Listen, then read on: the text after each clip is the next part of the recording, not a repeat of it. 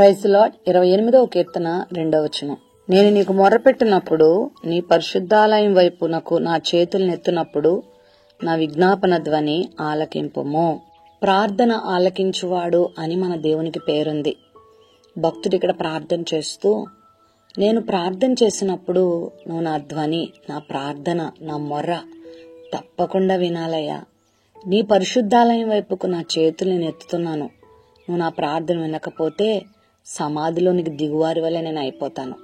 నా జీవితానికి ఇంకా అర్థమే లేదు. నా జీవితానికి ఇంకా విలువే లేదు. మానవుని జీవితం ఈ లోకంలో 70-80 సంవత్సరాలు అని మనం అనుకుంటాం. మరి ఈ లోకంలో శరీరంతో 70-80 సంవత్సరాల జీవితమే కానీ మన ఆత్మకు నిత్యత్వం ఉంది. మనం ఎప్పటికీ జీవిస్తూనే ఉంటాం. మన జీవితాలు అర్థవంతంగా ఆశీర్వాదకరంగా కొనసాగాలి, నిత్యత్వానికి కూడా చేరాలి, ప్రభు రాజ్యం చేరాలి, అక్కడ ఆనందించాలి అని అంటే దేవునితో సరైన సంబంధం కలిగి ఉండాలి. పాపానికి దూరంగా ఉండాలి. కొన్నిసార్లు పాప ఫలితాన్ని బట్టి, మనం చేసే క్రియలను బట్టి, ఈ లోకంలో ఉన్నటువంటి వాటిని బట్టి మనం తప్పిపోతూ కష్టాలు బాధలు కొని తెచ్చుకుంటూ ఉంటాం. ఈరోజు వాక్యం వింటున్న ప్రియ దేవుని బిడ్డలారా, ఏదైనా కష్టంలో ఇరుక్కుపోయారా, బాధలు ఇరుక్కుపోయారా, శ్రమలు ఇరుక్కుపోయారా, అవమానంలో ఉన్నారా, నిందల్లో ఉన్నారా, ఏం చేయాలో పాల్పోవడం లేదా? అయితే మీ చేతులు పరిశుద్ధాలయం వైపు ఎత్తండి.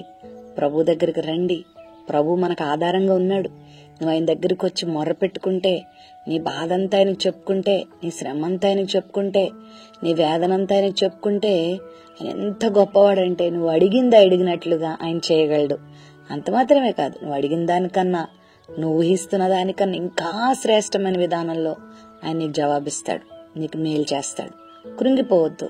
నా బ్రతికి ఇంతేనేమో, నా జీవితం ఇంతేనేమో, ఇంక నేను బ్రతికేందుకు ఉపయోగం అని చాలా మంది నిరాశపడిపోయి తమ జీవితాలను ముగించుకునేవారు కూడా ఉన్నారు. అలాంటి పని చెయ్యొద్దు. కానీ ప్రతి విషయంలో కూడా నీకు ఆదరణ ఇచ్చే దేవుడు ఉన్నాడు కదా, నిన్ను ఆదుకునే దేవుడు ఉన్నాడు కదా, నిన్ను అర్థం చేసుకునే దేవుడు ఉన్నాడు కదా, నిన్ను కాపాడే దేవుడు ఉన్నాడు కదా, నిన్ను నిలబెట్టే దేవుడు ఉన్నాడు కదా, నిన్ను వాడుకునే దేవుడు ఉన్నాడు కదా, నిన్ను బలపరిచే దేవుడు ఉన్నాడు కదా, నిన్ను అనేకులకు ఆశీర్వాదకరంగా మార్చే దేవుడు ఉన్నాడు కదా, నిన్ను ఆనందపరిచే దేవుడు ఉన్నాడు కదా.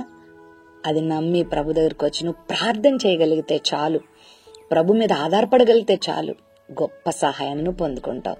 ప్రేమ నమ్మకం కలిగిన మా తండ్రి, నీకు ప్రార్థించడం మాకు నేర్పించు, నీ వైపు చేతులెత్తడం మాకు నేర్పించు.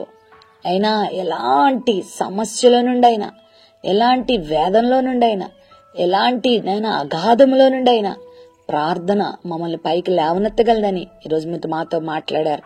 నీ బిడ్డల్ని లేవనెత్తండి, బలపరచండి, ధైర్యపరచండి, సమస్యల నుంచి లేవనెత్తి విజయాన్ని దయచేయండి, వాళ్ళ ప్రార్థనలకు జవాబులు దయచేయండి. యేసు నామమున అడుగుచున్నాం తండ్రి, ఆమేన్.